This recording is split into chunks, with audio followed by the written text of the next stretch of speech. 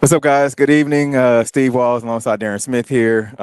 Inside of Arrowhead Stadium, a nail biter is what we were just a part of. The Kansas City Chiefs beat the Denver Broncos 16-14 right here at GEHA Field at Arrowhead Stadium. Darren, expect the unexpected is what we said in our pregame cheat sheet, man. Let's talk about your feelings about this nail biter type of game. Well, the biggest nail biter is that I got a chance to press delete before I pressed send. Oh, and it was okay. a second left because I was going to go. I was going to go in the paint on the Chiefs at the game. But a win is a win is a win. And look, and it's funny. Let's talk about a ugly win and a pretty loss, or a pretty loss and ugly win. However that phrase goes.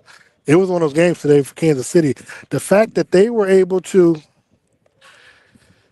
The thing is, defensively, you don't want the offense scoring more than essentially 7. Oh, giving them more than you don't want the defense giving them more than 17 points. They gave them 14, so there was always a chance. And the fact that as badly as the Chiefs' offense played today, especially with that offensive line, to come away with the win in the manner in which they did, shouts out to them. So of course we'll get deep into this. And let's stay on the Chiefs' offense, man. Let's talk about that for a second because this is an offense that had struggled up until week 7. Yeah. And they get DeAndre Hopkins. They of course got Kareem Hunt activated, and it seems like they were getting ready to start their roll. Yeah. And today it seems like they've regressed. We're taking a step back, man. What'd you see? I saw a lot of that. It was disappointing because defensively the Chiefs got to start the game off, got Denver going 3 and out, and the Chiefs on offense were kind of walking the ball down the field. Then next thing you know, just either penalty or a sack or something was, and next thing you know, they're playing the football. And defensively, again, both teams could not. I guess they were filling each other out, kind of like a boxing match. They were filling each other out in the first quarter. Denver, of course, had the ball going into the second quarter where they scored. But to be honest, it was between Andy Reid and Andy Heck, they've got to do something about this left tackle. I mean, we can't keep talking about week in and week out. Wanya going down in the first quarter initially, and then Kingsley coming in, replacing him. I mean, and he was getting treated like barbecue chicken today. Yeah, but I mean, granted, they're both young, and Andy Reid told us, he kind of set it up for how the season was going to go. He said, "Man, they're young. We're going to have to make sure that we, we're going to have to take our lumps." But the flip side is, again, and you had chances, and you still do in the free agent market, where you can still get a veteran out there that can come in. Donovan Smith. Exactly, because I mean, we saw literally not once but twice that Kingsley did not put a hand on the defender and got to the quarterback, unimpeded. And look, if it were anybody else, the quarterback probably would have been taken out of the game. Yeah. I mean, like injury. I mean, because Patrick was getting mauled. And look, and there's some faults on Patrick for holding the football too long, because there were times where, I counted at least 4 to 5 seconds he was still holding on to the football without, and while the pocket was collapsing in on him, and he was able to make plays, but they have got to get it shorter, because granted, Denver played like a playoff team today, even though currently they don't sit in one. But you're going to Buffalo next weekend, and then you will be playing better defensive teams, i.e. Houston, i.e. Pittsburgh, later on the season, where, trust me, if you don't get that taken care of, Patrick might not be around for the playoffs. Yeah. And that's not hyperbole. Yeah. But the thing about it is, like I said, they're young, but you have a veteran that you can go and get, that somebody that helped you win a Super Bowl last year. So does Brett Veach go and do that? But I tweeted earlier and said Brett Veach is on the phone with a big photo of Brett Veach. That he's on the phone, contacted Donovan Smith. But Donovan hasn't played this whole season so far. Do you feel like them sliding a guy in that hasn't played, half the season would be wise right now? Would he be better than what they already have? Yes. Okay. And the reason I said one, the experience. I mean, he's got years of NFL experience, and plus, his body should be more healthy and not beat up as everyone else. And it's not like he doesn't know the offense. If you put in some new plays, blocking wise, that might be it. But the one thing that we know about Andy is that you put somebody in there, you're not really going to put in a play that the player doesn't know. Yeah, and Teron Young is watching us on our YouTube feed. Thank you guys for tuning in on all of our social media platforms.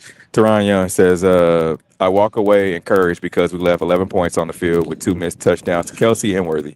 We only gave up 14 points needed win with adversity to keep our focus. I agree, but they've won like this the whole season so far. Even going back to last season, all these close games, and we talked to our friend Fox 4 Sports anchor Harold Kuntz, and I asked him, "Was like, man, how many 9 lives? Did they've run out of 9 lives? You know, it feels that way. Yeah. Well, if they did, they used the last one up to date because somebody was watching them. Because again, I know you were talking about how the Denver Broncos radio station who calls games for the Broncos. When they missed it, when they missed the field goal, they just went dead silent for like 10 seconds. And dead air on radio is not good. Yeah. So to be quiet for like 10 seconds is disheartening for them. And look, and as you said, shout out to Sean Payton because the play calling, especially at the end where they got the ball back with 5:57 left to go in the ball game, where they were essentially walking the ball down because I talked to you in the tunnel and said, man, if I'm the Chiefs, I don't know if I just let them score and take a chance with Patrick down the way. But when we were in the locker room, Justin was like, we talked about letting them go down, trying to push them to the end of the score so we can get the ball back. Shout out to them. Again, somebody's watching over them because Sean Payton, and this is essentially what people have been saying in how you beat the Chiefs, is you can't leave time. He literally left 1 second on the clock. Mm-hmm. 1 second, not 3, that they normally utilize to kick a field goal. 1 second. And the fact that they missed it, that lets, now that's going to be the talk most of the week. Well, damn, how much time? You just have to just kick it and just pray that, they had to make that kick and they didn't. But, and shout out to Dave Tobe. They were coming to the tunnel. Tobe just hit me on the shoulder like that. I was like, we had to look like, the guys are smiling on them right now. And here's the thing about it, man. You're getting all these young players. Talk about the 2 left tackles. Yeah. Then you get Xavier Worthy, who left out the locker room as soon as the game was over. Like he didn't take a shower, changed his clothes, saw him and his mom out. And I told this to Mike on my show yesterday. I said, man, these guys, and Mike disagreed. I said, you got to learn how to win. Yeah. Right? You got to learn how to win. It's a little different. In all situations. Yeah, it's a little different from college to high school, little league. You're not playing for, it's not a business at that point, right? In this league, you've got to learn how to, take your lumps and learn how to win, essentially, being a pro. And he disagreed, but I want to get your thoughts on that because Bo Nix, young quarterback, they've got a young team. Pat Surtain Jr. was back and forth with DeAndre Hopkins, kind of out of his game. That's the thing that I'm talking about with learning how to win. No, I agree with you. I mean, and this actually goes for both teams when you mentioned Bo Nix. I mean, games like this it's only going to make you better. For Denver, it's going to make them better for the rest of their season. Of course, these teams face each other in January in Week 18. If these younger players, one of the things I was disappointed earlier was some of the play and performance of Xavier Worthy. Mm-hmm. Yeah, he had a big catch in the second half, and as you said, as we talked about, you got to get him involved early, and you got to give him some easy stuff where he can try to get maneuver and get position to try to take something up the field. But for these younger players, especially Xavier and this class, they don't know how to win through adversity. Yeah. Obviously, when you look at Trent and some of these other ones who've been here the last couple of years, just for this particular run, they know what it takes. So they never got rattled. Yep. They never got afraid. I mean, we talked to. I know you talked to Trent. Mm-hmm. I'm trying to think. We talked to Trey. They're going to sideline. Well, they're going to make it or they're going to block it. We think they're going to block it, but and so they weren't fretting. It's funny, while Chiefs fans and us, those of us who were underneath, thinking like, damn man, they is this how they're going to lose their first game? The fact that they didn't, and the manner in which they completed this game was astonishing. Yeah. Facebook user, we don't see what your name is, but thanks for commenting. It said this game, unlike other games, our special teams step up and finish the game. Not sure if everyone was paying attention to 22. Couldn't keep Sutton during the one-on-one matchups, but definitely encourage after this game. We have everything going on all cylinders, and I'll comment on that. Trent had a rough day. However, we didn't see any pressure on the quarterback. Like, Bo Nix was able to create buy time, get out of the pocket, and it's tough to be on an island. Like Trent had absolutely no help, and that's how Spags draws it up to where he's playing one-on-one, right? And so it's tough to keep somebody in your hip pocket for 7, 8, 9, 10 seconds. But you know what? Trent, to his credit, that's how he wants it. Yeah. I mean, he wants that smoke. Yeah. And I mean, and you know, you got to respect for look. Every dog has it. Even Deion Sanders had, saying got paid. So it's part of the game. But as you so adequately, as your show talks about, it's all about the W, and that's what that's what they got today. That's right. That's right. How would you grade? If we're breaking it down, offense, defense, special, how would you grade in coaching and everything? Ooh, I would give granted, and I get it. We talked about it earlier on today. All week we talked about how tough this Denver defense is. Yeah. Kimberly Martin, friend of ours, ESPN First Take host, talked about how tough this Denver defense is. I would still give this Chiefs offense a D. D minus. I mean, they're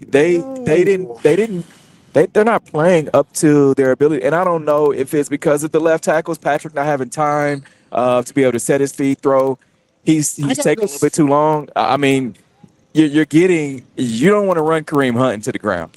Agreed. I mean, we talked about getting the running back, being a well balanced offense, but now you're a little bit too balanced. Yeah, I would give him a C minus, and the reason passing.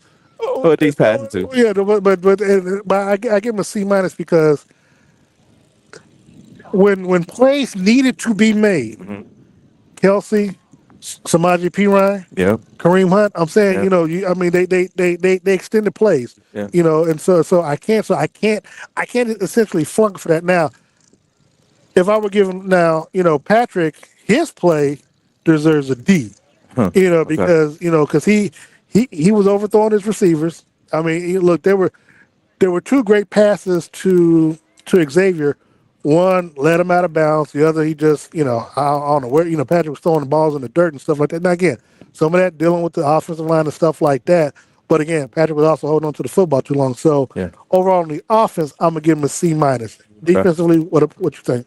Defensively, I mean, they held the 14 we talked about this pregame. I said the stops are okay. The stops are good. You did say red zone stops, but you got to create turnovers. Like, you've got to start doing whatever you can do to create turnovers, because if you're not, the Denver Broncos had absolutely no turnovers today. Essentially, that's what that block field goal was. Touche. Touche. Touche. But that's special teams, though. That's special teams. So, so what's your grade for the defense? I give them a C. They came out kind of flat today. They really did. They came out kind of flat. And the Broncos came out. They were flanking the ball, but I mean, they were getting chunk yardage. It's funny, man. It's like this is the first time I think I'm having better grades than you, because I'm giving them a B minus, and I give them a B minus because they held them to 14 points. Yeah, I mean that's look, 14 points, and again we talk about how many points the Chiefs left out there. Yeah, again they gave up a touchdown early on. Essentially, it was opening of the second quarter. And then they only had one touchdown the rest of the game. Of course. So adjustment and stuff that we talk about Spags making, they didn't get to 21, 20, 24 points like Tampa Bay did. So I gotta keep that in mind. Again, the reason why the game was close was more so the offense and not the defense. Yeah. But I don't want people. I know you guys are watching on all of our social media platforms. Thank you, first of all. Second of all, I don't want people thinking like, and this is what around the league is going to think. The Chiefs are invincible. If you look at the refs, you look at being at home, you look at the Chiefs are this magical, mythical creature that you cannot destruct. They're right? Kraken, right? Yeah. So I don't want people to think that they're just indestructible, because they are. And look, they aren't.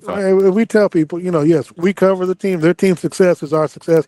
On Super Bowl, and we're not quote unquote fans. We actually credential media that cover the team, and we do have relationships with the players. So yes, we personally would like to see them, see them do well, because again, their success, helps our success.